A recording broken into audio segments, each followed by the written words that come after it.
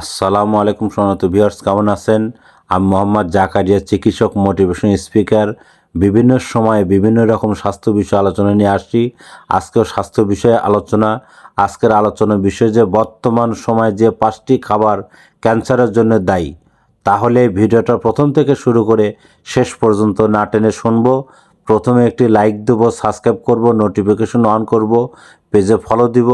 তাহলে স্বাস্থ্য সম্পর্কে নোটিফিকেশন আপনাদের কাছে পৌঁছে যাবে। তাহলে বন্ধুরা মনোযোগ দিয়ে শুনুন।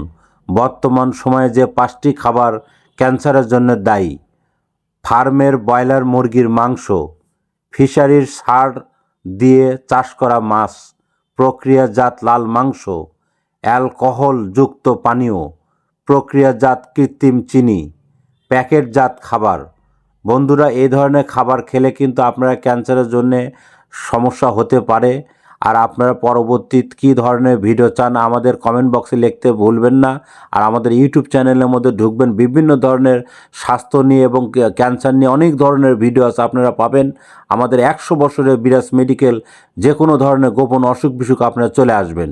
তো বন্ধুরা, এতক্ষণ মনোযোগ সহকারে দেখার জন্য সবাইকে থ্যাংক ইউ, সবাইকে ধন্যবাদ।